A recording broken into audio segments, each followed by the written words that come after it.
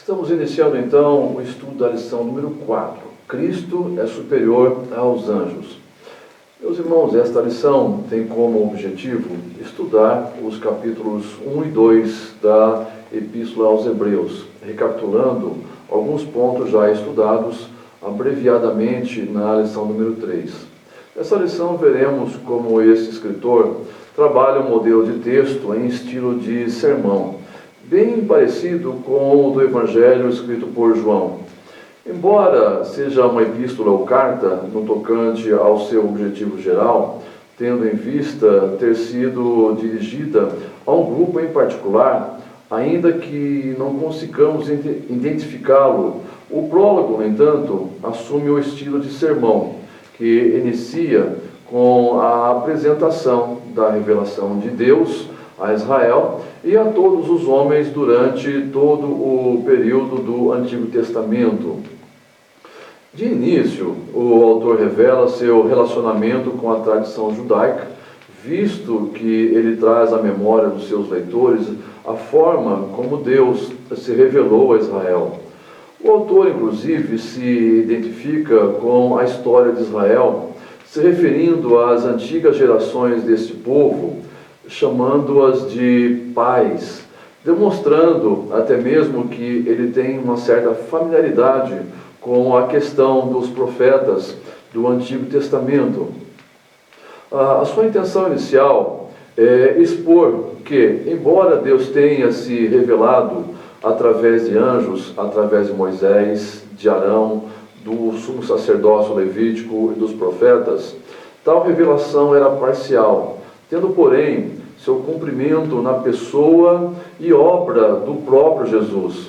E este era o principal objetivo desse autor: expor a revelação superior de Jesus à humanidade através da encarnação e manifestação do seu Filho Jesus, que é maior, é superior, visto essa revelação ser completa em si mesma, predominando sobre as revelações anteriores que, embora divinas, eram parciais e progressivas.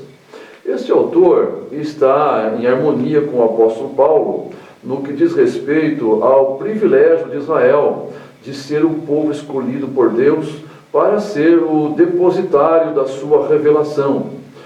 Paulo comenta esse fato logo no início da sua carta aos Romanos, e já no prólogo dessa epístola, o autor aos Hebreus também levanta o tema de Israel ter tido o privilégio de receber a revelação da lei com a intermediação dos anjos, privilégio que, aliás, encheu Israel de orgulho, que ofuscou sua visão espiritual e impediu os judeus do primeiro século de enxergar, levando a rejeitar a revelação maior de Deus através do Senhor Jesus.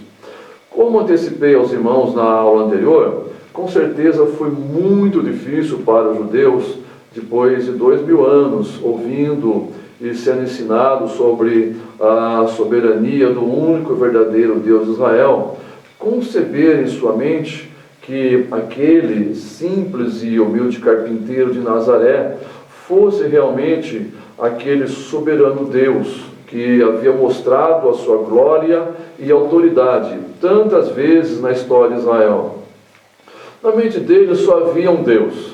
Não poderia haver outro como o Deus de Israel. Na mente deles, aquele homem pobre e de aparência simples afrontava a Deus ao colocar-se em semelhança com ele. Com esta preocupação em mente e no coração, o autor de Hebreus ele se propôs a lembrar aqueles crentes judeus a respeito da divindade de Jesus, enfatizando a sua superioridade em relação a todos os elementos emblemáticos do judaísmo. E embora Jesus tenha renunciado ao seu trono e se tenha feito por algum tempo um pouco menor que os anjos, ele o fez para tornar-se o nosso intercessor junto ao Pai. Meus irmãos, na sequência da introdução, nós temos tanto o esboço, que traz o título dos 5 textos a serem estudados, como também os objetivos da lição, para os quais eu chamo a atenção dos irmãos, por serem determinantes para a compreensão de cada lição. Tenha sempre em mente esta divisão dos textos.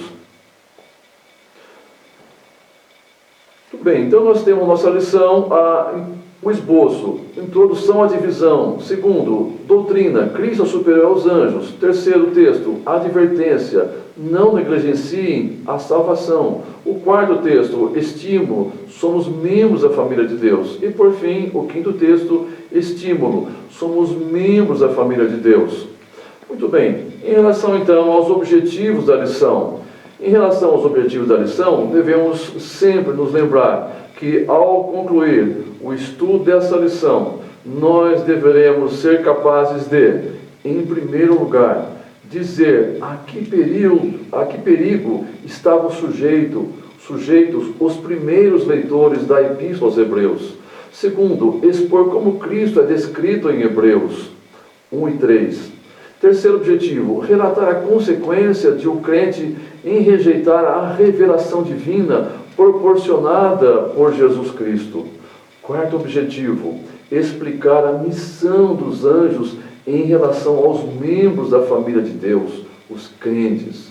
E quinto e último objetivo, listar o tríplice propósito do ministério de Cristo como nosso sumo sacerdote. Isto posto, nós vamos entrar no estudo do texto número 1, introdução à divisão 1. Meus irmãos em Cristo, ao iniciarmos esse texto, vemos que o primeiro subtítulo é uma divisão global desta divisão. Nesse texto, olharemos resumidamente para a mensagem dos dois primeiros capítulos, ou dos capítulos 1 e 2 dessa epístola, ou seja, é uma síntese desses dois primeiros capítulos, porque eles serão estudados nos textos 2 e 3 mais detalhadamente.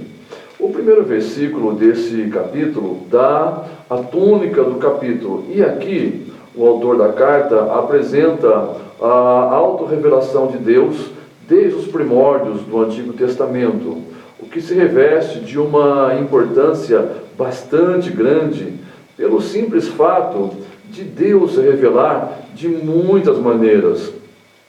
Isso está em acordo com o apóstolo Paulo, que escreveu nos 3 primeiros capítulos da Epístola aos Romanos, afirmando que Deus se revelou aos gentios por meio da natureza e da consciência, bem como se revelou aos judeus através das escrituras que lhes foram confiadas, tornando a todos os homens indesculpáveis quanto a um suposto desconhecimento de Deus. Para enfatizar a superioridade de Cristo sobre o primeiro elemento que ligava os judeus à lei, ou seja, os anjos, o autor se vale de diversos textos do Antigo Testamento para enfatizar a condição dos anjos enquanto seres simplesmente criados e, portanto, sujeitos à autoridade do Senhor Jesus Cristo, co-criador de todas as coisas. Entre os textos aos quais o escritor se refere na ordem dos livros do Antigo Testamento, alguns deles são Deuteronômio, capítulo 32, versículo 43, o Salmo 2, versículo 7, Salmo 8, versículo 6, Salmo 45, versículos 6 e 7, Salmo 102, versículos 25 e 26, Salmo 107, o 104, versículo 4 e o Salmo 110, versículo 1. Após ser discorrido sobre a posição dos anjos como seres criados e, portanto, inferiores a Cristo, visando a enfatizar a superioridade do Senhor Jesus sobre eles, enquanto elementos intermediários da lei, o escritor inicia o capítulo 2, afirmando que a palavra falada pelos anjos permanece firme, referindo-se aos propósitos para os quais a lei lhes foi dada, enquanto instrumento de revelação parcial e progressiva para a nossa salvação. Tomando como base a fidelidade dos planos inalteráveis de Deus e as consequências da desobediência a essa revelação, ainda que parcial, o escritor adverte aqueles irmãos que muito pior será a desobediência à revelação manifesta na pessoa e obra do Senhor Jesus Cristo. Ele faz séria demonstração àqueles crentes para que jamais negligenciem a grande salvação de Cristo. Os versículos 6 a 8 se constituem em uma argumentação do autor em favor do ato do Senhor Jesus ter assumido uma posição temporária e inferior à dos anjos, mediante a sua encarnação, assumindo uma humanidade plena para, através do sacrifício do seu próprio corpo, sofrer a morte vicária em nosso favor. Esse escritor também, ele retoma o Salmo 8, versículos 4 a 6, aplicando uma hermenêutica messiânica a essa escritura, cumprida cabalmente e plenamente na humanidade de Cristo. Nos versículos 8 a 18, o escritor mostra que essa condição de humilhação que o Senhor Jesus assumiu foi a razão da nossa salvação, mas expõe também a maneira como o Pai lhe glorificou depois de concluído o seu glorioso ministério. Isso pode ser conferido em Romanos, capítulo 1, versículo 3, 1 Coríntios, capítulo 15, versículos 22, 45, 47, Filipenses, capítulo 2, versículos 5 a 11, Efésios, capítulo 1, versículos 17 a 21. Note que eu estou só citando essas referências, mas o ideal é que o irmão ou a irmã confira essas referências em casa, devagar, com calma, orando, para que o Espírito Santo comunique essas verdades ao seu coração. No final desse subtópico, os irmãos têm um diagrama que ilustra como os estudiosos entendem a divisão feita pelo escritor de Hebreus nesse primeiro capítulo da epístola, conforme dissemos ainda há pouco. O próximo subtítulo ou subtópico é antecedentes históricos.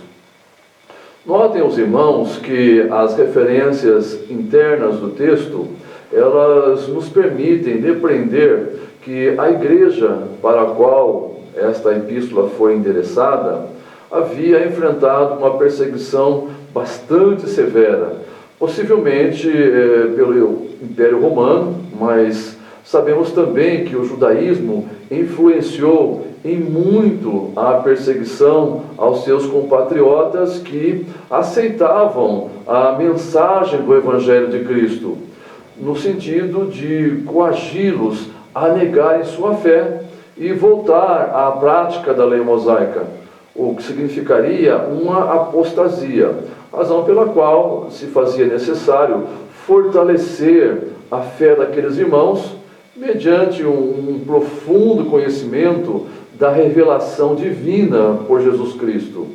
Isto ocorre ainda até os nossos dias, pois os judeus mantêm um apego imensurável pelas Escrituras do Antigo Testamento. Em parte, isto é muito bom, mas, por outro lado, esse apego cega-lhes os olhos espirituais para que não vejam que aquelas Escrituras apontavam para a redenção na bendita pessoa do Senhor Jesus Cristo. Assim, não é de estranhar que os líderes judeus, desde os dias do ministério de Jesus, nesse caso, os sacerdotes, sempre tiveram dificuldade de compreender isso. Mas, se isso não bastasse, e por não quererem perder sua posição de liderança, sempre colocaram empecilhos no caminho de todos os judeus que aceitavam o Evangelho de Cristo, fazendo o possível e o impossível para fazer seus compatriotas voltarem para a prática da lei. Todos sabemos que o judaísmo é uma religião que conserva tradições e mais tradições, além de inúmeras superstições.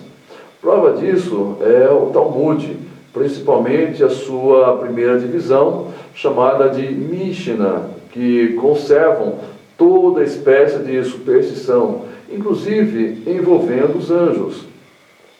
Retomando a premissa assumida na lição de número 1, de que essa carta originalmente foi destinada a um grupo de crentes sob perseguição religiosa por parte de seus próprios patrícios, os judeus, fica fácil compreender a dura prova que aqueles irmãos estavam atravessando. Possivelmente alguém tenha dificuldade de enxergar o tamanho da dificuldade de um judeu tornar-se cristão. Eu me lembro de quando há muitos anos tive a oportunidade de cooperar com o saudoso pastor Teodoro Tolkaniuk na venda do seu livro chamado Judite, a judia cristã, uma jovem de família judia que abraçou a mensagem do Evangelho. Que luta aquela moça enfrentou! Pela leitura desse livro, eu pude notar como é difícil para um judeu perseverar na fé em Cristo. O mesmo estava ocorrendo com esses irmãos hebreus. Que dificuldade aqueles irmãos estariam sofrendo! Possivelmente até se suporta sofrer perseguição de conterrâneos, mas ser desprezado pela própria família, isso realmente deve ser muito difícil. Os destinatários desta epístola tinham diante de si duas opções. A primeira opção seria renegar sua fé em Cristo para reconquistar a simpatia e a confiança dos amigos e da família, mas isso significaria incorrer em apostasia. A segunda opção seria perseverar na fé em Cristo, porém isso seria sinônimo de absoluto sofrimento, desprezo dos amigos e da família. Talvez não seja tão difícil presumir isto, mas difícil mesmo seria estar na pele desses irmãos. Com certeza, o âmago das alegações dos judeus era o desrespeito à revelação divina dada através dos profetas e dos anjos. O segundo subtópico desse texto é contexto da epístola aos Hebreus. Este último subtópico trata da elevada posição de apreço que os anjos ocupavam na história e na vida dos judeus. Conhecedor desse fato, o escritor dessa epístola trouxe esse tema para embasar as suas argumentações. Esta consideração que os judeus tinham pela imagem dos anjos se dava em função do conhecimento que tinham da participação dos anjos na outorga das escrituras da lei mosaica, como sendo eles participantes no processo dessa revelação, conforme o texto de Deuteronômio, capítulo 33, versículo 2. Conforme Estevão citou em seu sermão, que antecedeu a sua morte, fato registrado também por Lucas, no livro de Atos, capítulo 7, versículos 38 e 53. O apóstolo Paulo também fez menção dessa participação ao escrever aos Gálatas, capítulo 3, versículo 19. Por essa razão, o escritor dessa carta incluiu esse primeiro elemento relacionado à história do judaísmo, justamente para dizer aos seus leitores que estavam sob o fogo da perseguição que Jesus é em tudo superior a esses seres celestiais, que na realidade estão a serviço dos santos. Deus havia se utilizado dos anjos muitas vezes na história de Israel para falar ao seu povo. Contudo, Deus agora havia trazido ao mundo o maior instrumento revelador de sua graça, o seu próprio Filho. Concluído o estudo desse texto, passaremos agora para o estudo do texto número 2, cujo título é Doutrina, Cristo é superior aos anjos, e que estudará o capítulo 1 da Epístola aos Hebreus. Concluído o estudo desse texto, passemos agora, então, meus irmãos, para o estudo do texto número 2, cujo título é Doutrina, Cristo é superior aos anjos, e que estudará o capítulo 1 da Epístola aos Hebreus. Meus irmãos, esse texto visa a enfatizar a posição superior do Senhor Jesus Cristo, exposta pelo escritor dessa carta, mostrando como o Rei Supremo do Universo, deixando contudo o seu trono de glória para vir à terra e habitar entre nós. Antes, porém, de nos debruçarmos sobre a superioridade de Cristo sobre os anjos, é necessário lembrar que o escritor, ele inicia essa epístola afirmando que Deus se revelou e se revela, isto é, Deus é um Deus imanente. E eu gostaria de fazer essa primeira afirmativa do autor um pouquinho mais clara. A expressão paz, no versículo 1, remete aos judeus antepassados. Mas note que, de qualquer forma, esta afirmação revela que Deus é imanente, ou seja, ele nunca se manteve distanciado, alienado do homem pecador. Ele sempre esteve constantemente Deus buscou revelar-se ao homem e à mulher para mostrar sua misericórdia e o seu amor. O autor de Hebreus, primeiramente, cita a participação dos profetas, dos quais Deus se utilizou para se revelar, fazendo com que essa revelação profética no antigo Israel fizesse com que esse povo se distinguisse dos demais. E no presente falou pelo Filho, conforme o versículo 1. O autor, ele mostra um Deus que se revela, um Deus que se comunica com os homens. Ele fala de uma forma direta ao seu povo, não é um Deus mudo. Os advérbios gregos polimeros, muitas vezes, ou politropos, muitas maneiras, que modificam o verbo falar, mostram a intensidade dessa comunicação. Deus, em nenhum momento da história, deixou o seu povo sem orientação. Ele fala e fala sempre o que é necessário. Segundo o autor, Deus falou aos cristãos da nova aliança por intermédio do seu Filho, conforme o capítulo 1, versículo 1. O uso das locuções verbais, havendo falado ou depois de ter falado, versículos 1 e 2, demonstra que essa ação divina foi um fato consumado. Isto não quer dizer, de forma alguma, que Deus não falará diretamente com mais ninguém, como defendem alguns intérpretes. O autor, ele jamais tencionou dizer isso, mas ele utilizou essas locuções verbais para expressar que Deus falou de forma completa na revelação de seu Filho. Todavia, sem a conotação temporal de que não falaria mais no futuro, pois o Espírito Santo, ele continua falando ininterruptamente à igreja. O objetivo do autor aqui, evidentemente, é mostrar que Cristo é o clímax da revelação profética. Ele é a revelação final. O ministério profético na Antiga Aliança teve uma importância ímpar. O Senhor disse que falaria por intermédio de seus profetas. No capítulo 3, versículo 7 do seu livro, o profeta Amós, ele afirmou que, abre aspas, certamente o Senhor Jeová não fará coisa alguma sem ter revelado os seus segredos aos seus servos, os profetas. Fecha aspas.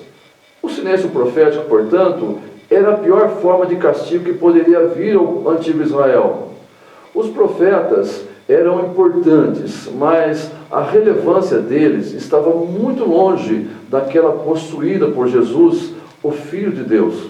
Os profetas eram apenas servos, mas o Filho era o herdeiro de Deus e o agente da criação, conforme o versículo 2. Ele é o Redentor do mundo.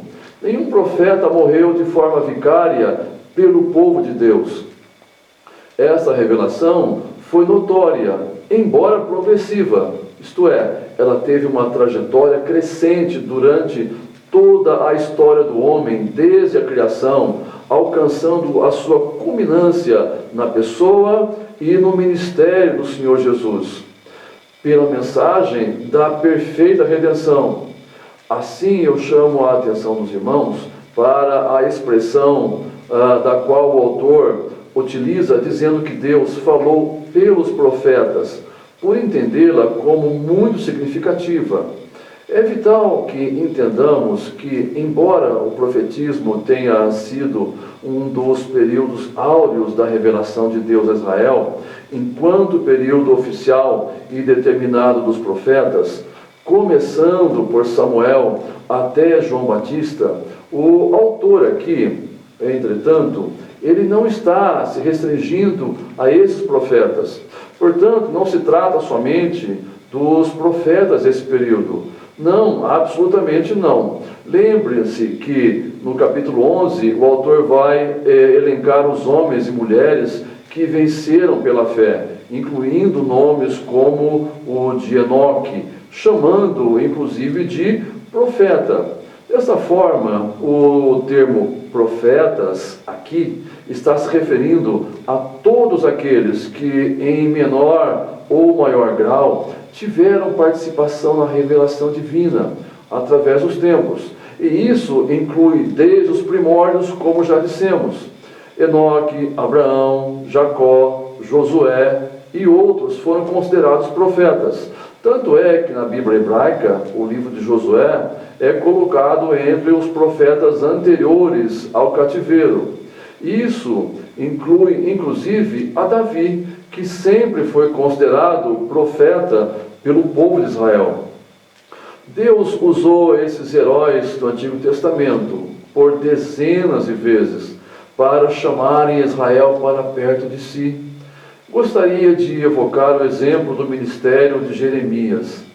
Meus irmãos, admira-me a persistência desse homem em chamar Judá ao arrependimento. Em seu livro, ele registra pelo menos umas 10 vezes a expressão divina: eu enviei os meus profetas, eu enviei os meus profetas, eu enviei os meus profetas, eu enviei os meus profetas. Revela que Deus insistiu em chamar a Judá para perto de si. No livro de Jeremias encontramos outras palavras tais como: se tu voltares para mim. É admirável como Deus exterioriza seu amor e sua longanimidade para com Judá. O mesmo se deu em relação ao reino do norte, Israel. Por exemplo, o profeta Oséias, ele foi maravilhosamente usado por Deus para registrar os constantes e existentes convites de Deus para que Israel se voltasse para ele, utilizando a figura de um marido traído, porém disposto a perdoar, disposto a amar.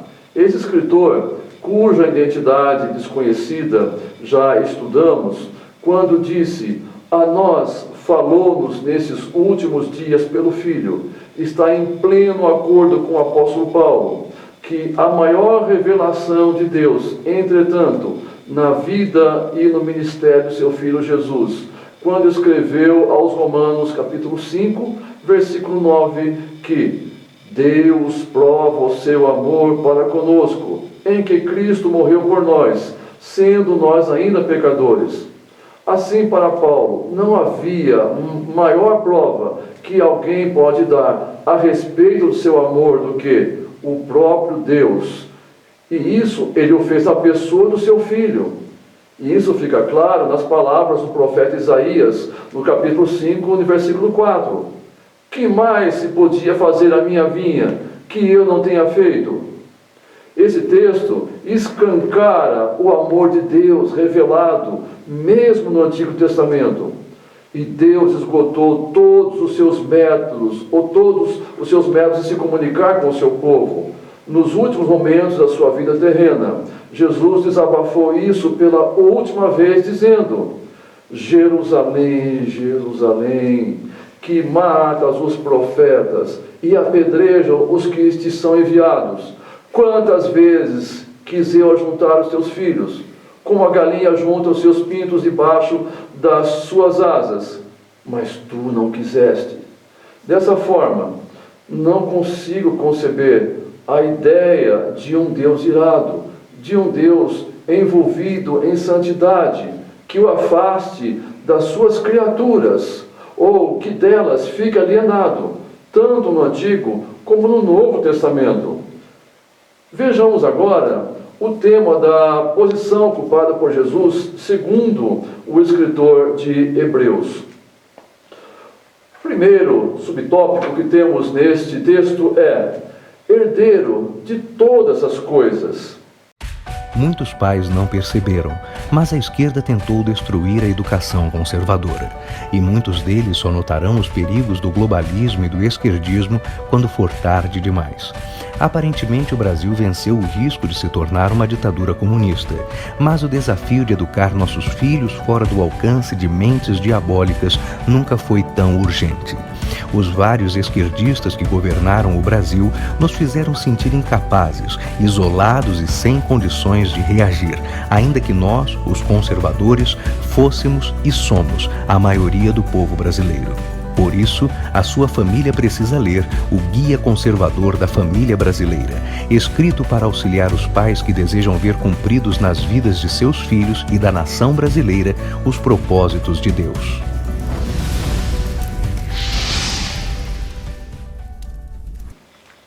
Meus irmãos, nos versículos 2 e 3, o autor qualifica a Jesus como herdeiro de todas as coisas, dizendo: a quem constituiu o herdeiro de todas as coisas, pelo qual também fez o universo.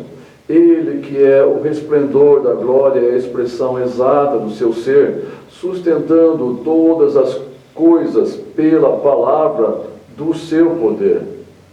A palavra herdeiro se refere ao propósito original da criação. Deus não fez os mundos primeiro e colocou-os sob o domínio do Filho depois. Por isso, o direito de herança é mencionado antes do propósito da criação. E visto que o Filho foi constituído herdeiro de todas as coisas antes da criação, o próprio Filho deve ter, assim, existido. O vocábulo herdeiro, conforme é usado nesse contexto, não traz em si a ideia de entrar na possessão após a morte de um primitivo possuidor. Ao contrário, parece ser derivado de uma palavra hebraica que significa simplesmente adquirir ou possuir. Em sua forma mais simples, significa senhor, possuidor ou soberano. Nesse sentido, a Bíblia judaica utiliza o adjetivo proprietário de todas as coisas.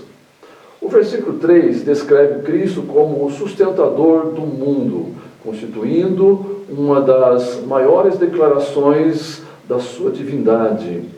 Compare esta verdade com o versículo 10 desse mesmo capítulo. Há evidência existente de outra conexão entre a herança aqui expressa e o versículo 3 que diz: havendo feito por si mesmo a purificação dos nossos pecados, assentou-se à destra da majestade nas alturas. Existe uma herança dupla. O Filho é herdeiro por criação, isto é, personificou em si mesmo o propósito do Pai e é herdeiro pela redenção da possessão, comprada também. Em vista disso, ele é soberano sobre todo o universo. Neste versículo, o Pai está falando com o Filho quando diz: no princípio, Senhor, lançaste os fundamentos da terra, e os céus são obras das tuas mãos. Capítulo 1, versículo 10. Observamos que o Pai chama o Filho de Senhor. Também as palavras no princípio mostram que Cristo atuou juntamente na criação do universo. Vale a pena citar Ebert, quando diz no comentário bíblico na Epístola aos Hebreus, página 19, abre aspas: quão próprio e natural que aquele, por intermédio do qual o universo foi feito, depois de ter se humilhado e realizado a vontade graciosa do Pai, como recompensa, fosse também investido do domínio do universo como herança permanente. Fecha aspas. O próximo subtópico que temos nesse texto é Cristo, a expressão de Deus. Cristo é o resplendor da glória de Deus e a sua expressa imagem. Hebreus 1 e 3. ele não apenas reflete a glória de Deus, ele emana essa glória, como o sol reflete o seu próprio resplendor. Meus irmãos, há duas palavras desse texto que merecem um estudo um pouco mais detalhado na língua grega. A primeira é a palavra hipóstasis, presente no texto original e significa originalmente substância, essência, pessoa, o alicerce, o substrato, que veio a ser interpretado como firmeza, propósito, resolução ou determinação, e remete-se ao Filho como expressão exata da substância ou essência do Pai internamente.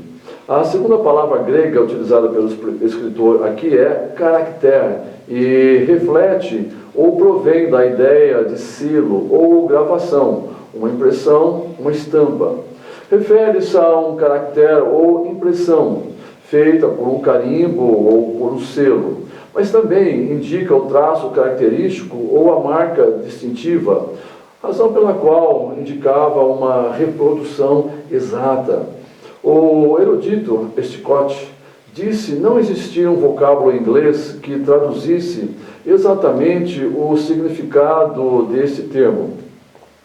Diz ele, se houvesse um sentido de expressão, isto é, uma imagem expressa, que correspondesse à impressão, essa palavra seria a que melhor equivaleria.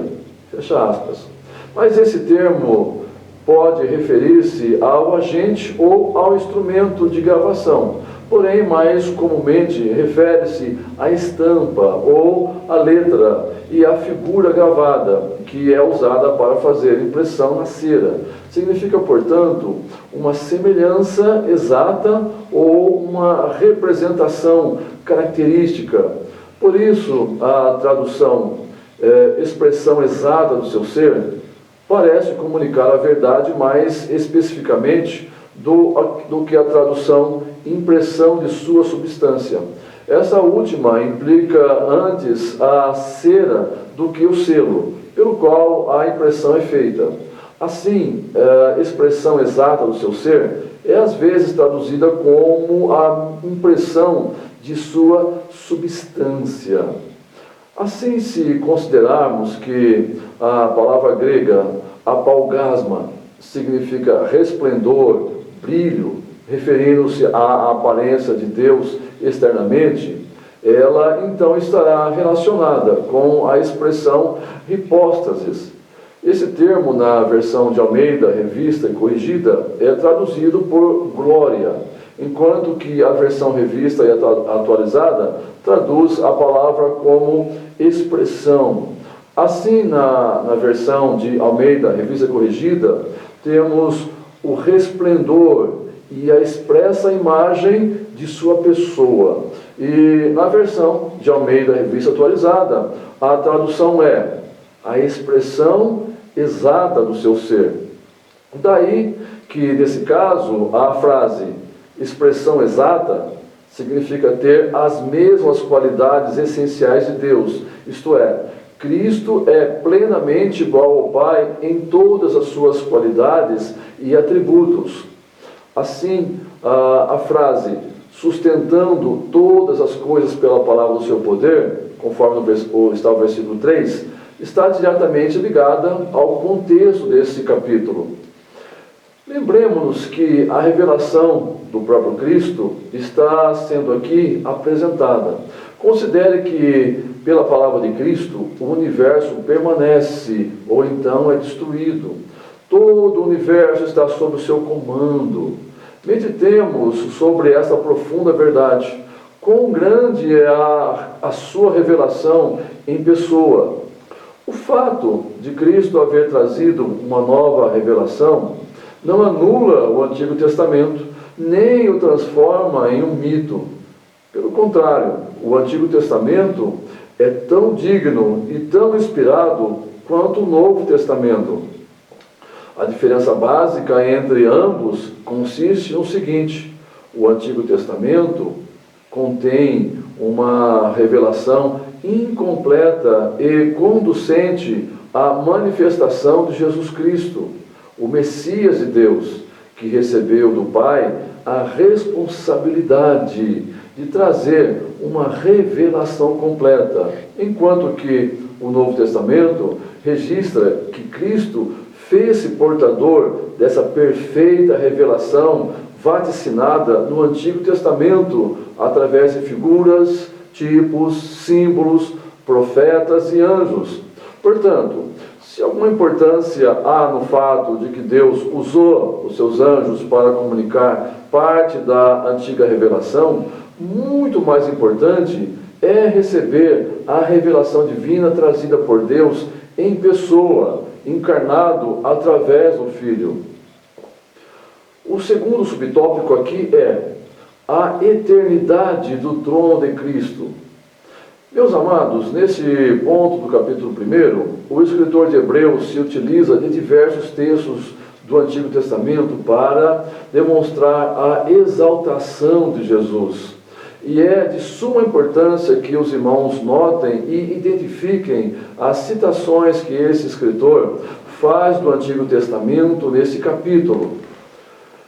Como verificaremos no texto anterior, ou como verificamos no texto anterior, entre os textos aos quais o escritor se refere, na ordem dos versículos desse primeiro capítulo, alguns são: em primeiro lugar, o versículo 5 é uma citação do Salmo 2, versículo 7. Tu és meu filho, eu hoje te gerei. Conquanto não seja diretamente profético, o Salmo é, não obstante, uma antecipação da vinda do ungido, que traria consigo julgamento e bênção, identificando o Messias de Deus como o Filho de Deus. Mas é também uma citação de segundo livro de Samuel, capítulo 7, versículo 14, que se refere à aliança de Deus com Davi. Eu lhe serei por pai e ele me será por filho. E que também tem passagem paralela em 1 Crônicas, capítulo 17, versículo 13. Ambos os textos faziam menção à expectativa de um rei messiânico, que trará o cumprimento das promessas de Deus. É importante que tenhamos em mente que a palavra filho, como está no versículo 5, não se refere primordialmente ao Filho como segunda pessoa da Trindade, embora isso se ache implícito em cada uma das passagens antes citadas, mas ao Filho de Deus como homem. Em segundo lugar, o versículo 6 é uma citação de Deuteronômio, capítulo 32, versículo 43. Que todas as nações louvem o povo de Deus. Deus se vingará dos que mataram seus servos. Ele se vingará dos seus inimigos e perdoará os pecados do seu povo. Essa citação consiste de palavras provenientes da Septuaginta, embora haja uma passagem paralela em Salmos 97 e versículo 7 que diz: prostrai-vos diante dele, todos os deuses. Porém a Septuaginta traduziu isso como todos os seus anjos. Em terceiro lugar, o versículo 7 é uma citação do Salmo 104, versículo 4.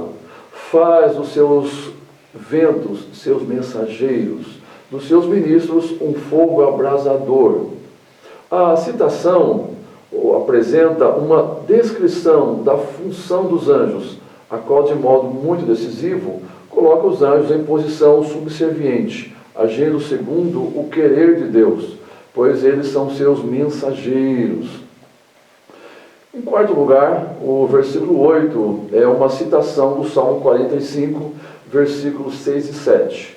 O teu trono, ó Deus, é eterno e perpétuo. O cetro do teu reino é um cetro de equidade. Entende-se que as palavras usadas originalmente nas bodas de um rei têm aplicação total, completa, ao Filho de Deus. Em quinto lugar, os versículos 11 e 12 são uma citação do Salmo 102, versículos 25 e 26, que diz: desde a antiguidade fundaste a terra, e os céus são obra das tuas mãos. Eles perecerão, mas tu permanecerás, todos eles, como uma veste envelhecerão, como roupa os mudarás, e ficarão mudados. Em sexto lugar, o versículo 13 é uma criação, ou uma citação, do Salmo 110, versículo 1. Disse o Senhor ao meu Senhor: assenta-te à minha mão direita, até que ponha os teus inimigos por escabelo dos teus pés. É a citação mais longa dessa cadeia. No meio de suas provações, o salmista louva ao Senhor, que provê a permanência e a segurança que tanto lhe faltam. Tais palavras devem-se ao Filho, tendo em vista a eternidade do Filho em comparação com o que é transitório. Em sétimo lugar, o versículo 13 também é uma citação do Salmo 8 e versículo 6. Tudo puseste debaixo dos seus pés. Aqui o autor tem em mente a ascensão de Cristo à posição de honra e autoridade, sem paralelo à mão direita do Pai. Ali ele exerce seu reino, havendo nesse texto, porém, os aspectos da era escatológica que serão realizados no futuro.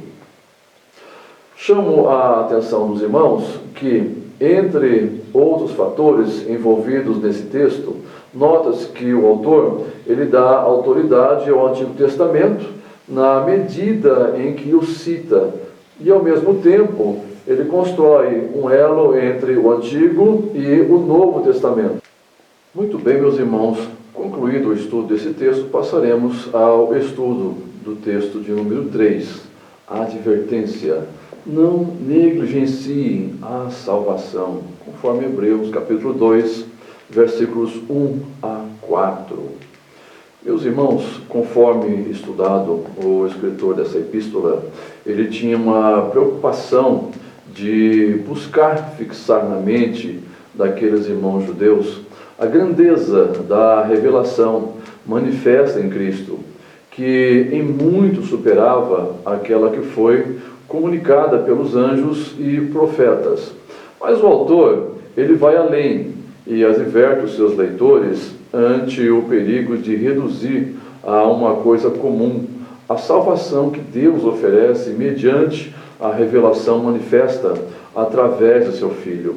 Vimos que o primeiro capítulo da Epístola aos Hebreus trata da majestade do Filho de Deus, quer no seu estado antigo, quer nas suas relações pessoais com o Pai. Além disso, vê-se que o Filho é maior do que os anjos em dignidade, mesmo no estado encarnado ou intercessório.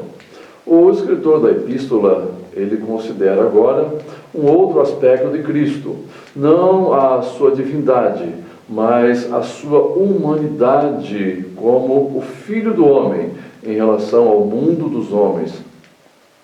Esse capítulo de Hebreus, ele se inicia com uma admoestação e uma advertência.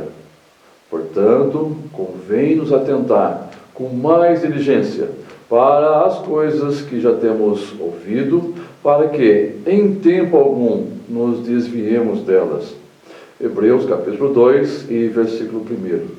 Notem os irmãos que a conjunção portanto, ou a expressão por esta razão, conforme a Almeida Revista Atualizada, liga o ensino do primeiro capítulo a respeito da glória do Filho e sua suprema dignidade como mediador à admoestação para, com mais firmeza na Almeida Revista Atualizada, ou com mais diligência na versão Almeida Revista Corrigida, apegarmos-nos às coisas que foram ouvidas, não apenas por causa da superioridade da própria revelação, mas também por causa da suprema grandeza do revelador divino.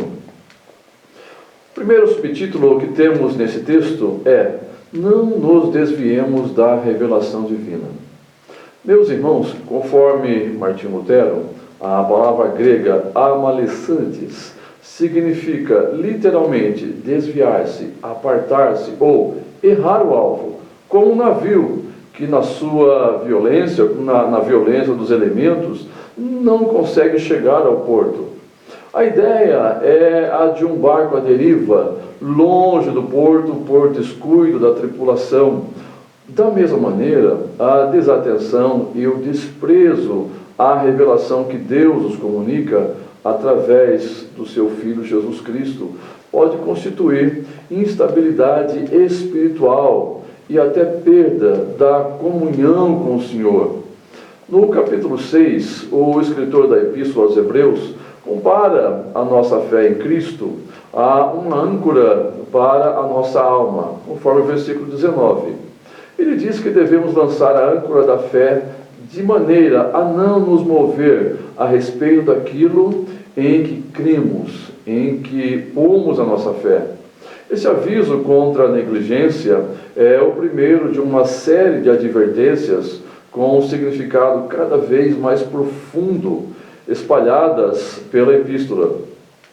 A veemência crescente desses avisos assinala os estágios do declínio natural nas coisas espirituais e pode somente provar ser de valor para aqueles que guardam firme a confiança e a glória da esperança até o fim, conforme Hebreus capítulo 3, versículo 6.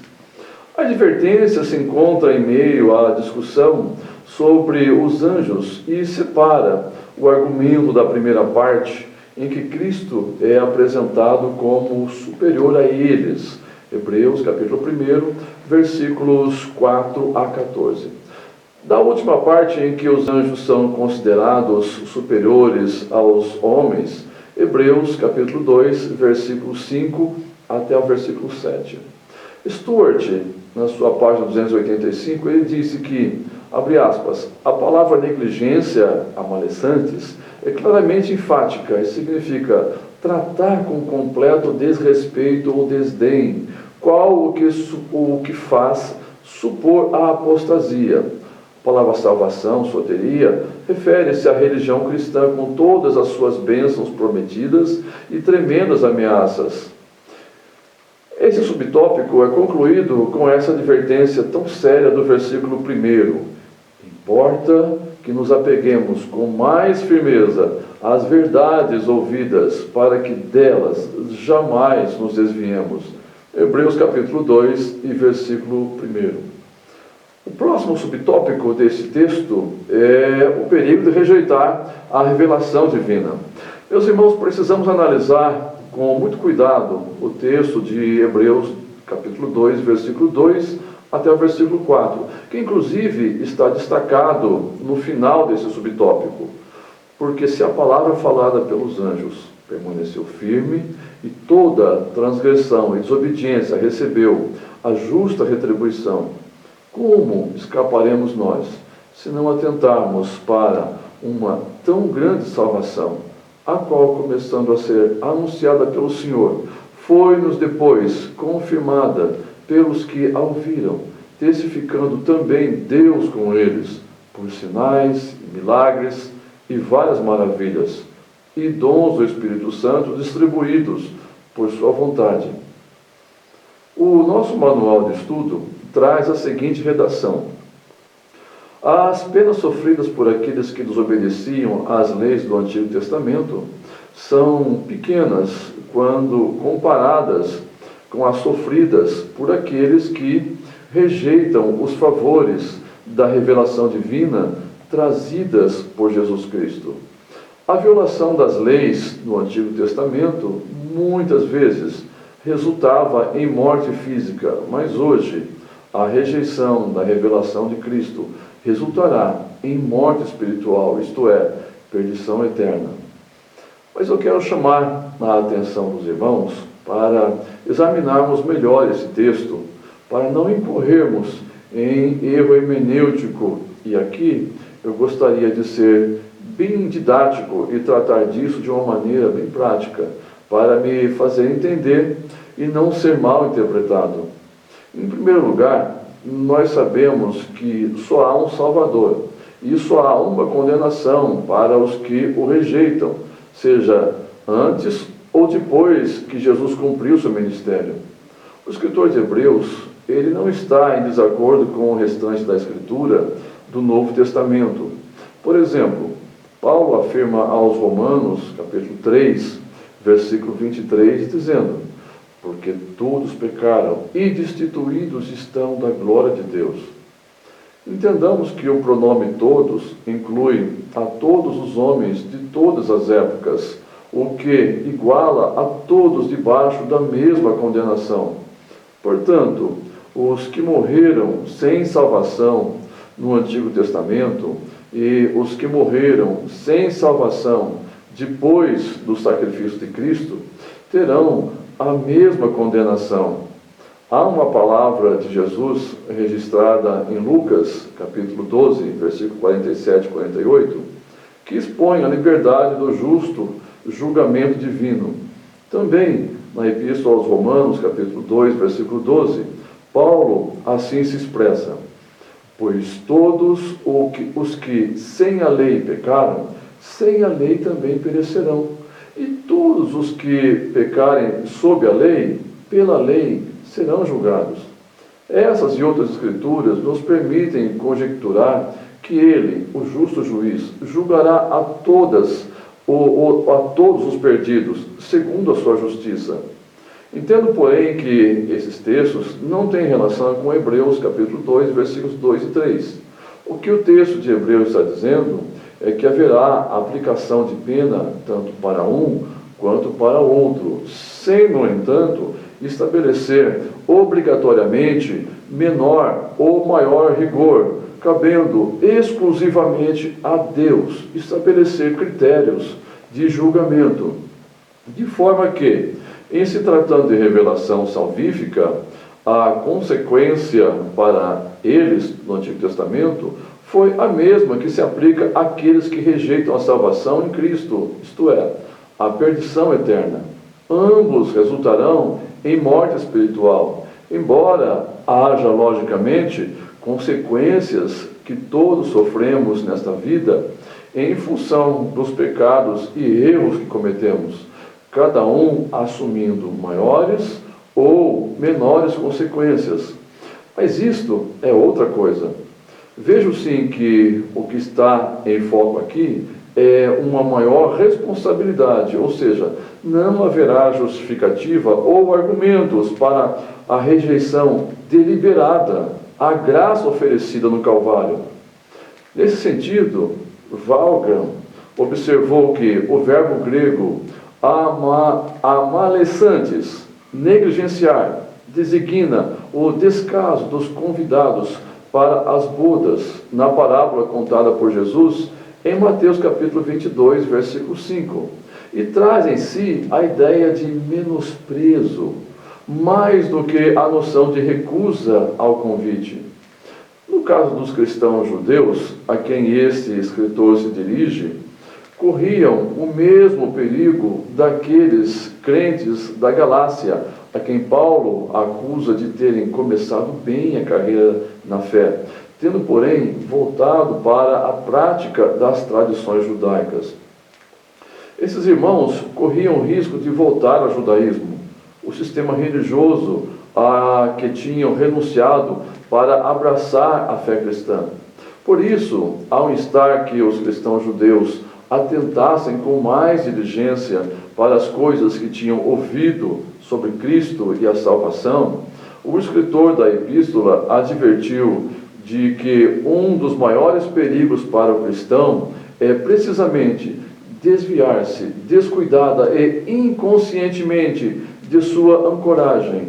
O contraste entre as palavras faladas pelos anjos e por Cristo traz em si a mesma ideia que os termos lei e graça, usados no sentido mais abstrato por Paulo na Epístola aos Gálatas. Em Hebreus, todavia, os termos anjos e Cristo são mais concretos e pessoais. Como a lei foi o tutor para levar-nos a Cristo, a dispensação dos anjos que introduziu a lei com todas as suas gloriosas sanções foi a preparação para a obra do Filho de Deus.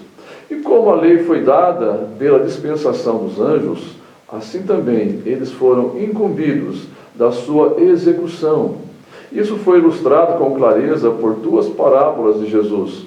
A primeira, a do joio, Mandará o Filho do Homem os seus anjos, e eles colherão do seu reino tudo o que causa escândalo, e os que cometem iniquidade, e lançá-lo-ão na fornalha de fogo. Ali haverá pranto e ranger de dentes. Mateus capítulo 13, versículos 41 e 42.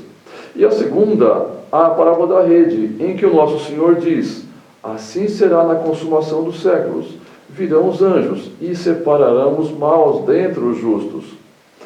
Está claro que os anjos reunirão os ímpios para o castigo, de sorte que se pode dizer, em certo sentido real, que a grande salvação de Cristo é uma concretização da palavra falada pelos anjos e a redenção pela graça daqueles que estão sob a lei. O autor da epístola indaga: como escaparemos nós, se não atentarmos para uma tão grande salvação? Meyer chamou essa colocação de a pergunta irrespondível. Não existe possibilidade de fuga. Os olhos divinos veem todo pecado, e todo pecador está debaixo da ira de Deus. Onde o sangue do Cordeiro não estava, na ombreira das portas, morreu o primogênito de toda a família do Egito. Quando os israelitas se recusaram a entrar na terra prometida, os seus corpos caíram no deserto. Alguns pressupõem haver uma indevida brandura na revelação neotestamentária, isto é, a crença de que um Deus de amor não punirá a impiedade e que a fé é somente uma consciência luminosa de que tudo, de algum modo, há de terminar bem. Ao contrário, a vida cristã é severa, é intensa, o oposto mesmo da divagação nas correntes deste mundo. Se os da dispensação antiga, a quem Deus falou por intermédio dos profetas, foram punidos com cruel destruição por seus pecados, como escaparemos nós, que vivemos na dispensação daquele que é a luz do mundo e o autor de tão grande salvação? E a advertência não se refere apenas às transgressões e aos pecados realmente praticados. É especialmente contra o simples desviar-se, não dispensar devida atenção, deixar de confiar no sangue de Jesus que expia os pecados, não dar a Deus sua medida plena de devoção. São essas coisas que não somente tornam a fuga do juízo impossível, mas intensificam a severidade do castigo para aqueles que negligem tão grande salvação. Meus irmãos, nós poderíamos nos deter muito nesse assunto, mas nós precisamos ir para o estudo do texto número 4, cujo título é Estímulo. Somos membros da família de Deus. Aqui nós estudaremos os versículos 5 a 9 do capítulo 2 da Epístola aos Hebreus. Meus irmãos, este texto nos apresenta uma conexão existente entre o capítulo 1 e o capítulo 2, que nos conscientiza sobre a advertência, mas também sobre o estímulo esboçado pelo escritor de Hebreus em relação à atividade dos anjos para ministrar em favor daqueles que servem a Deus. Os irmãos têm no manual de estudo um diagrama que mostra como este versículo pode ser aplicado no capítulo 2. Os irmãos então poderão verificar. Nesse diagrama nós temos, em primeiro lugar, doutrina, anjos enviados para servir aos herdeiros da salvação. Capítulo 1 e versículo 14. Na parte direita, advertência, não negligencieis tão grande salvação. Capítulo 2, versículos 1 a 4. Como também se desmembra em estímulo, Cristo se tornou homem para nos tornar parte da família de Deus, conforme os versículos 5 a 18 do capítulo 2. E agora então nós vamos olhar, depois de termos visto esse diagrama, para o próximo subtópico, ou o primeiro subtópico desse texto, a salvação de que falamos, baseado na Epístola aos Hebreus, capítulo 1, versículo 14, e capítulo 2, e versículo 5. Numa análise cuidadosa do diagrama, o aluno pode ver como Hebreus, capítulo 1, versículo 14, aplica-se positivamente a Hebreus, capítulo 2, versículos 5 a 18. Vemos como ambas as passagens se completam e se relacionam. Não são todos eles, os anjos, espíritos ministradores, enviados para serviço a favor dos que hão de herdar a salvação? Hebreus 1,14. Pois não foi a anjos que sujeitou o mundo que há de vir, sobre o qual estamos falando. Hebreus capítulo 2, versículo 5. Meus irmãos, tendo advertido os seus leitores o perigo da negligência à lei e apresentado a grande salvação como o remédio para a queda, o escritor de Hebreus, ele volta ao tema dos anjos. Desta vez, não para apresentar a majestade do Filho, mas para enfatizar o domínio do homem e não dos anjos sobre a criação. Porque não foi aos anjos que sujeitou o mundo futuro, de que falamos. Depois de inserir uma palavra pastoral, de exortação e admoestação, o escritor da epístola continua o tema que ele apresentou no capítulo 1, a superioridade do Filho. Os anjos são criaturas sujeitas ao seu Criador, o Filho de Deus. Os anjos são, como o escritor disse no capítulo 1, versículo 14, espíritos ministradores, enviados para servir aos crentes que herdarão a salvação. E no mundo por vir, não serão os anjos que reinarão, mas o Filho reinará.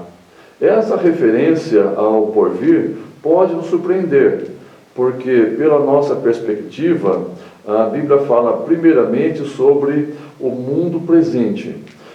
Quando nós pensamos no porvir, imaginamos o retorno de Jesus e a restauração da terra. O autor de Hebreus, no entanto, olha para a salvação que os crentes herdarão no porvir e faz dela parte da era messiânica, na qual Jesus reina supremo. Essa era começou quando Jesus tomou seu assento à mão direita da majestade no céu, conforme Hebreus 1:3. E é isso que o autor está se referindo quando ele diz sobre o qual estamos falando. Por isso, com o propósito de salvar o homem, torná-lo parte da família de Deus e dar-lhe o direito de reinar com ele sobre o mundo vindouro, conforme 2 Timóteo, capítulo 2, versículo 12, e Apocalipse, capítulo 20, versículo 6. A necessidade de um Salvador. Esse é o subtópico que temos. Meus irmãos, nesse subtópico, o escritor continua o tema que ele apresentou no capítulo 1, a superioridade do Filho. Nos versículos 6 a 8, lemos: que é o homem que dele te lembres, ou o filho do homem que o visites, fizeste-o por um pouco menor que os anjos, de glória e de honra o coroaste, e o constituíste sobre as obras das tuas mãos. Todas as coisas sujeitaste debaixo dos seus pés. A citação que o autor faz aqui é do Salmo 8, versículos 4 a 6, texto em que Davi descreve a glória dos céus, a obra de Deus na criação, os céus, a lua e as estrelas, comparando, porém, esses corpos celestiais ao homem, que nada mais é que uma partícula de pó. E Deus ainda assim se lembra dele e cuida dele, pois o homem foi feito à imagem e semelhança de Deus, conforme Gênesis capítulo 1, versículos 26 e 27. No princípio, o homem recebeu a autoridade sobre os peixes do mar, as aves do céu e todas as criaturas que se movem na terra. Note que Deus também ordenou a Noé e a seus filhos, dizendo: sede fecundos, multiplicai-vos e enchei a terra. Pavor e medo de vós virão sobre todos os animais da terra e sobre todas as aves dos céus. tudo o que se move sobre a terra e todos os peixes do mar nas vossas mãos serão entregues. Gênesis capítulo 9, versículos 1 e 2. Tudo que Deus fez é colocado sob os pés, no caso, do homem. Em Hebreus capítulo 2, versículo 5, o autor usou o verbo sujeitar. Antes da queda, o homem dominava sobre toda a criação. Deus colocou tudo sob o seu controle. O Salmo 8 narra o homem reinando sobre a criação de Deus. Mas embora o salmista não relembre o fato, após a queda de Adão no pecado, sabemos que o homem se tornou mortal. Davi não menciona a mortalidade do homem, mas meramente escreve sobre a aparente insignificância do homem. Salmo 8, versículo 4. Apesar de tudo, o propósito do homem de encher a terra e dominá-la e reinar sobre todas as criaturas de Deus permanece, mesmo depois do pecado ter entrado no mundo. Assim, ciente da insignificância do homem, Davi pôde expressar, ou, apesar disso, falar da autoridade do homem de governar a grande criação de Deus. Mas notem os irmãos que o autor da epístola possivelmente tenha escolhido utilizar os versículos 4 a 6 do Salmo 8 da Septuaginta e não do texto hebraico. Pois, enquanto na Septuaginta o Salmo 8, versículo 5, traz a palavra anjos, o texto hebraico diz: vós o fizestes um pouco menor que os seres celestiais, ou do que Deus. Essa tradução dizia que o homem tinha sido colocado em um nível mais baixo do que os seres angelicais. Porém, o escritor aos Hebreus afirmou que o homem do porvir não será sujeito aos anjos. Como fica isso? As palavras, vós o fizestes um pouco menor, na verdade, indicam que Deus rebaixou o homem de uma posição mais alta para uma mais baixa. O homem compartilhava a imortalidade com os anjos até a sua queda no pecado. Mas na ressurreição, o homem novamente será igual aos anjos. Ele será imortal, conforme Mateus capítulo 22 e versículo 30.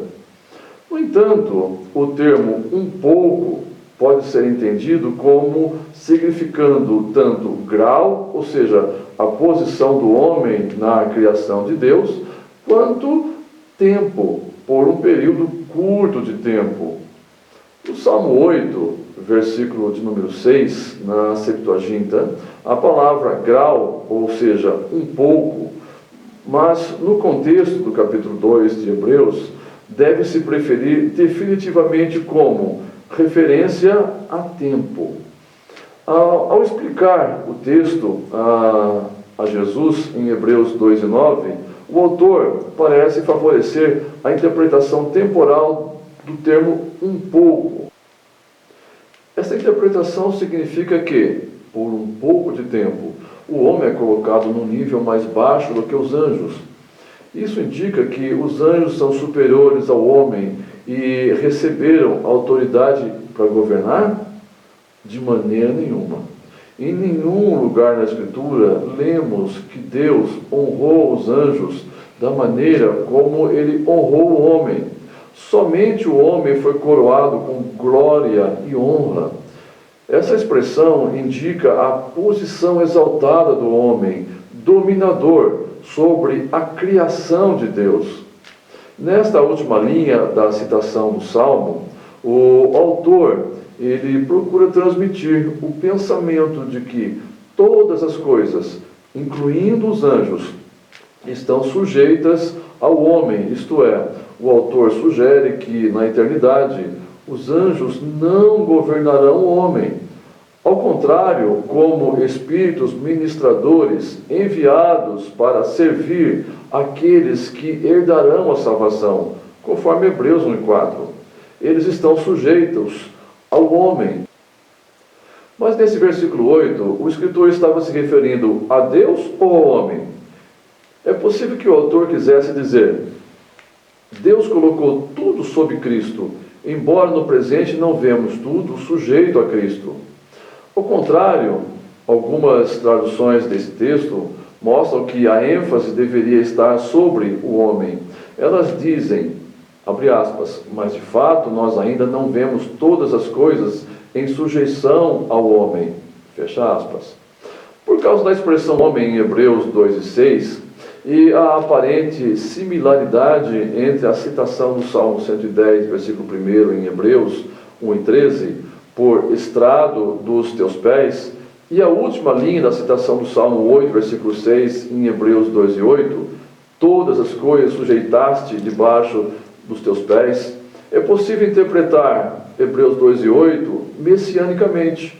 No entanto, é preferível interpretar a citação do Salmo como se referindo primeiro ao homem e depois a Cristo. Brooke Foss Westcott coloca isso de uma maneira sucinta quando comenta o Salmo 8, abre aspas, não é e nunca será considerado pelos judeus diretamente messiânico, mas como expressando o destino verdadeiro do homem que encontra o seu cumprimento no Filho do homem e somente por meio dele no homem. Ele oferece o ideal que foi perdido por Adão e então recuperado e liberado por Cristo. Fecha aspas. Note que há uma nota tranquilizadora de esperança no final do versículo 8, em que o autor diz: neste momento, porém, ainda não vemos todas as coisas a ele sujeitas. Essa expressão, ainda não, mostra que a tarefa não foi cancelada. Ela ainda será cumprida, mas não por meio dos recursos do primeiro Adão, porque esses estão falidos.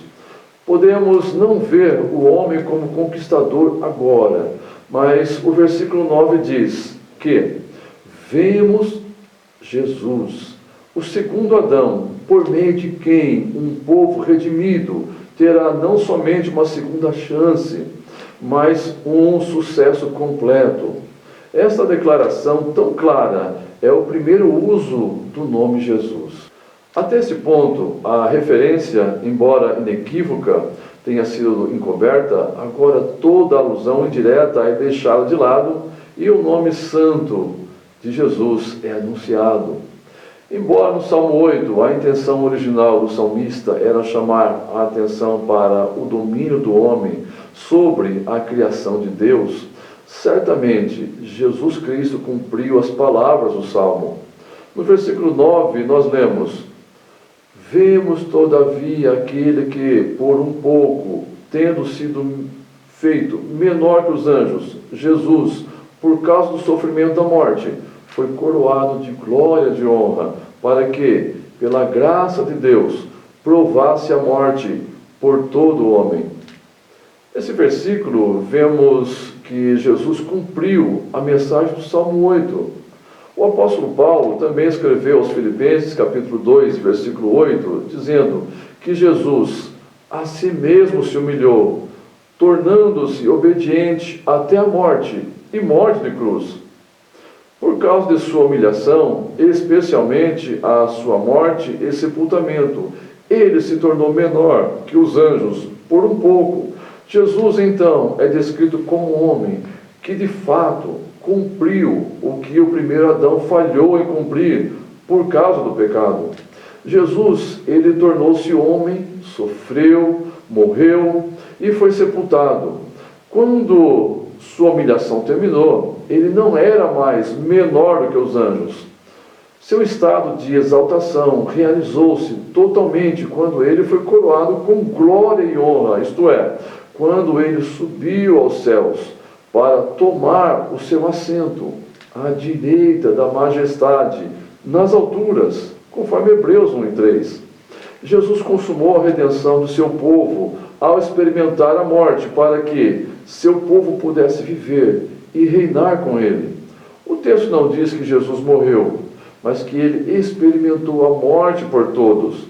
Essa frase não é somente uma expressão idiomática hebraica com o verbo morrer, mas as palavras provasse a morte são uma expressão gráfica da pura e dolorosa realidade da morte que é experimentada pelo homem e que foi sofrida também por Jesus.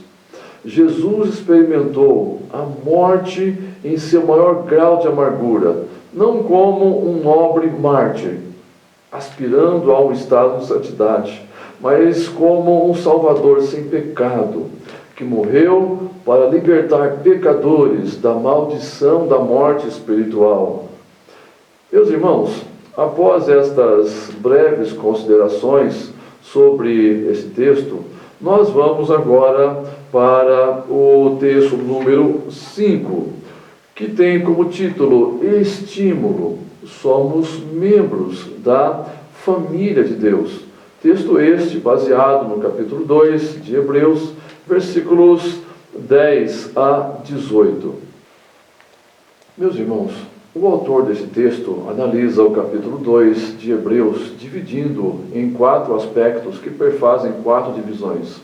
É importante analisar qualquer texto com suas partes constitutivas, pois muitas vezes essas divisões nos dão uma maior clareza naquilo que o escritor está transmitindo. Aqui nós temos as seguintes advertências. Note, os irmãos, que o escritor, em primeiro lugar, apresenta uma advertência entre os versículos 1 a 4. E essa advertência, não nos esqueçamos, também é baseada no texto anterior do capítulo 1, pois também inicia com uma conjunção coordenativa conclusiva. O título que foi dado a esta sessão foi Advertência, a grande salvação.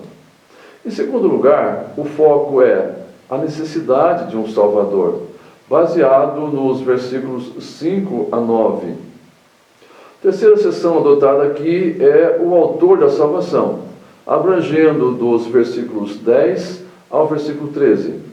Em quarto lugar, o nosso manual de estudo adotou o título O Trabalho Sacerdotal do Salvador, que aborda os versículos 14 a 18.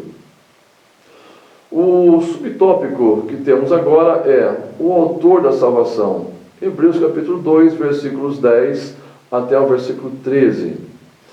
Meus amados, eu chamo a atenção dos irmãos para o fato de que o Midrash dessas 3 últimas citações vem antecipado no texto, isto é, nos versículos 10 e 11, nos quais ele explica essas citações. Notem os irmãos que o escritor, conforme dissemos, ele compreende essas escrituras como tendo o seu cumprimento em Cristo. O propósito teológico deste capítulo 2 de Hebreus, inclusive através dessas citações e desses midrashes, é expor a condição inferior aos anjos, na qual Cristo encontrou por pouco tempo, em função de sua encarnação, de sua humanidade, para que, provando a morte por todos, trouxesse muitos filhos à glória. Como também este escritor acrescenta no versículo 17, escrevendo que, pelo que convinha que em tudo fosse semelhante aos irmãos. E precisamos aqui incluir um aspecto escatológico, uma vez que ele aponta para o poder momentâneo da morte. Assim, meus irmãos, vemos nesse capítulo 4 importantes citações do Antigo Testamento e, em seguida, a interpretação empregada pelo autor. A primeira está nos versículos 6 a 8. Aqui a citação é do Salmo 8, versículos 4 a 6, que demonstra a compreensão cristológica do autor a respeito do Antigo Testamento. O autor de Hebreus, ele entende que o Salmo se refere a Cristo. A segunda está no versículo 12, cuja citação é do Salmo 22 e versículo 22, dizendo: Anunciarei o teu nome a meus irmãos, cantar-te-ei louvores no meio da congregação. Essa citação do Salmo 22 fala da apresentação que Cristo fez de nós ao Pai, após a sua ressurreição. A terceira encontra-se no versículo 13.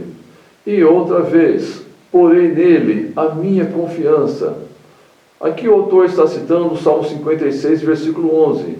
Esse texto indica a posição de Cristo, esperando pacientemente o momento em que todos os inimigos estarão sob seus pés. E a quarta encontra-se ainda no versículo 13. E outra vez, eis-me aqui a mim e aos filhos que Deus me deu. Essa citação é do capítulo 8, versículo 18, do profeta Isaías. Aqui o profeta se reporta ao nosso relacionamento com Cristo no decorrer do seu governo milenial. Esse subtópico é incluído com o destaque e a análise dos versículos 10 e 11 que leremos.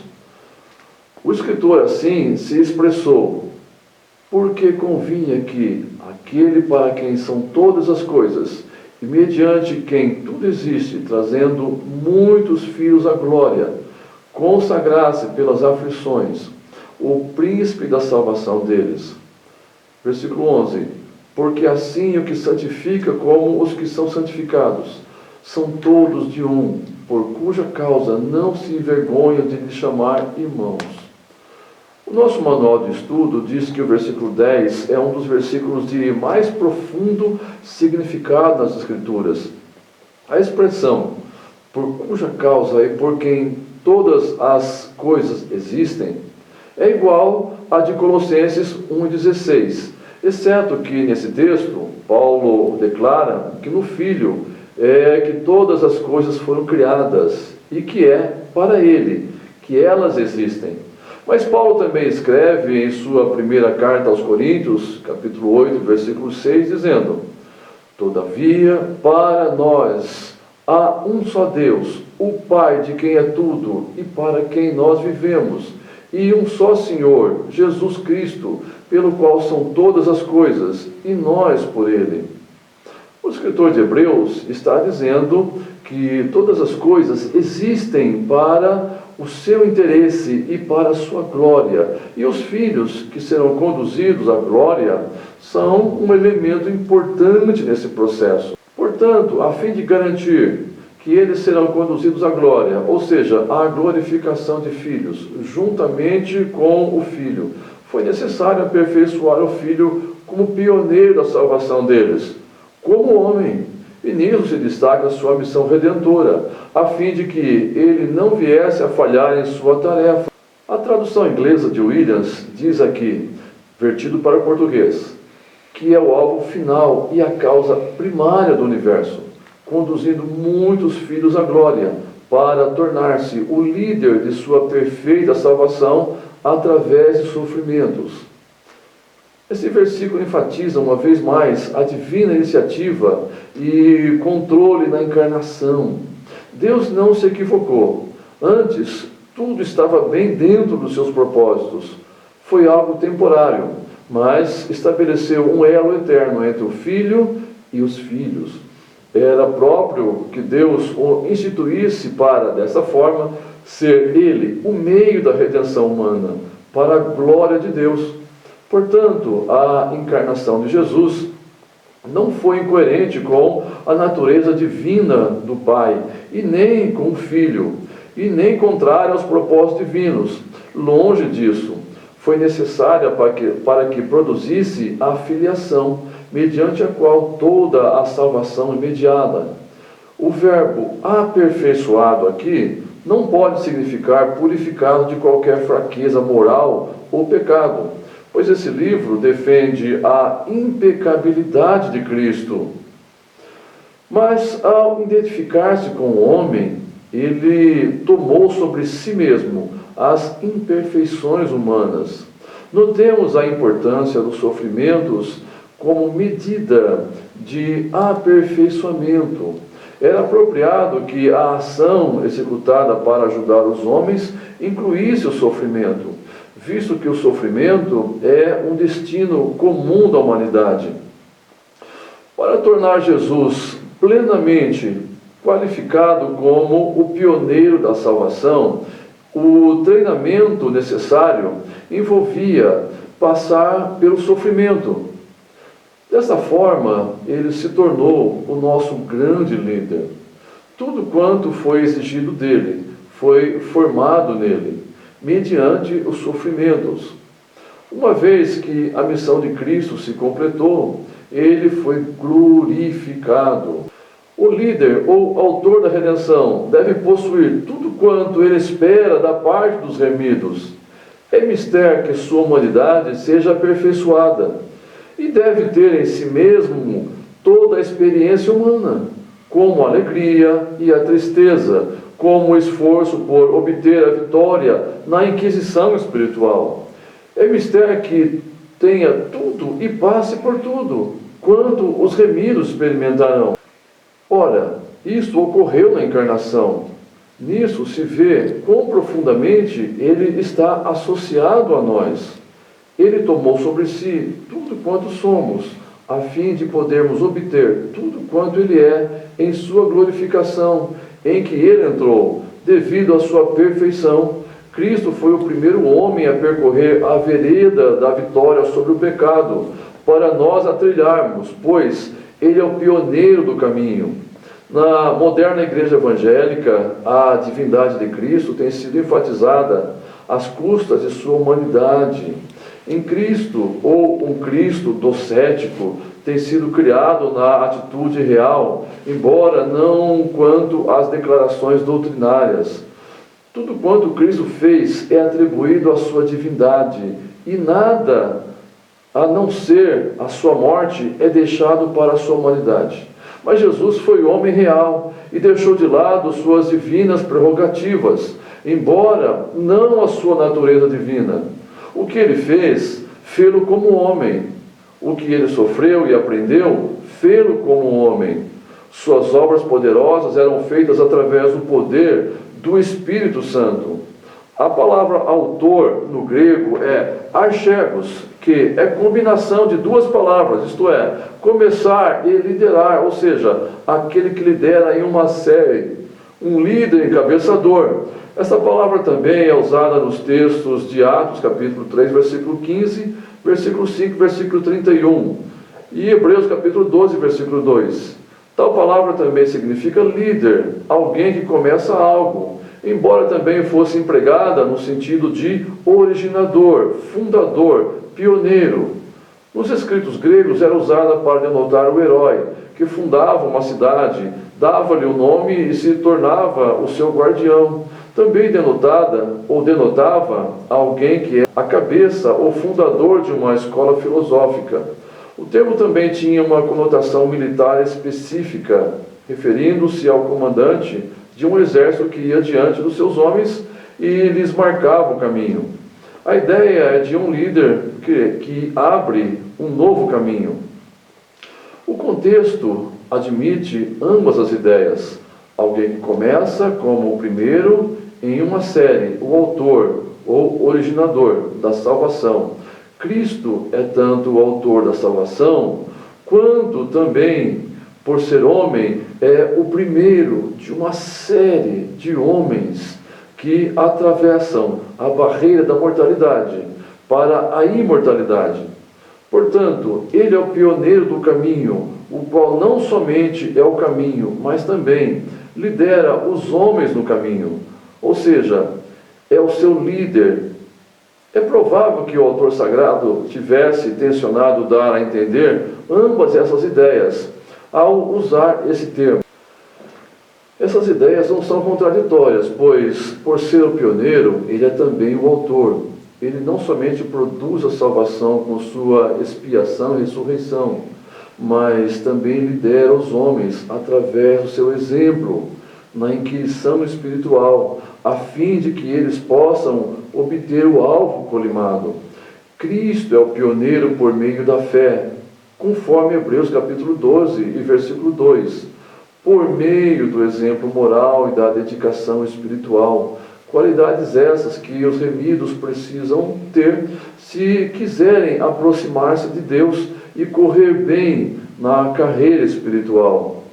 O termo salvação, que envolve não meramente o perdão dos pecados, mas igualmente o sermos tudo quanto Cristo é, e possuir tudo quanto ele possui. A expressão filhos à glória define a salvação. Poderíamos sumarizar a salvação através da palavra filiação, contanto que entendamos perfeitamente o que isso significa. Indica a real participação na própria natureza do Filho de Deus, pois ele é o nosso irmão mais velho. Seu Pai é também nosso Pai, e nós somos um, segundo nos diz o 11º versículo. O Pai transmite a seus filhos a sua própria natureza, e eles possuem a natureza do Filho, o Deus homem, para que venham a participar de toda a plenitude. A glória mencionada subentende a majestade da natureza divina, seus atributos e perfeições. Os remidos são conduzidos à sua glória, a mesma glorificação possuída por Cristo, conforme a Epístola aos Romanos, capítulo 8, versículo 30. Devido ao pecado, o homem ficou muito aquém desta glória, conforme Romanos, capítulo 3 e versículo 23. Mas em Cristo, readquirem-na plenamente. O último subtópico desse texto é o trabalho sacerdotal do Salvador, versículos 14 a 18. E aqui nós vamos deter pouco. Meus irmãos, essa última passagem do capítulo 2 da Epístola aos Hebreus, que analisa os versículos 14 a 18, mostra 3 razões por que era necessário que Cristo se fizesse Deus homem e nosso sumo sacerdote. Em primeiro lugar, nos versículos 14 a 16, ele se fez homem para livrar-nos da sentença de morte, visto que só através de sua encarnação, assumindo a nossa semelhança, é que Cristo poderia morrer em nosso lugar para nos libertar do medo da escravidão da morte. Em segundo lugar, no versículo 17, o autor relata que Jesus se fez homem, não apenas para suportar a penalidade dos nossos pecados, mas para livrar e limpar nossa consciência maculada da culpa do pecado. Por isso podemos chegar diante do trono de Deus com plena confiança de aceitação em Cristo. Em terceiro lugar, no versículo 18, o autor esclarece que Jesus se encarnou, tornou-se nosso sumo sacerdote, sofreu as mesmas tentações que nós sofremos hoje para socorrer-nos em nossas tentações e para agir como nosso ajudador quando estivermos enfrentando a tentação. Temos a certeza de que o bondoso coração de Deus se inclina para nos ajudar em nossas fraquezas. Meus amados, estamos concluindo nossa aula de hoje, continuando orando ao Senhor para que esse estudo contribua e muito para o nosso crescimento espiritual em dias tão difíceis como estamos vivendo. Que Deus em Cristo vos faça abundar mais e mais no estudo de sua santa e bendita palavra.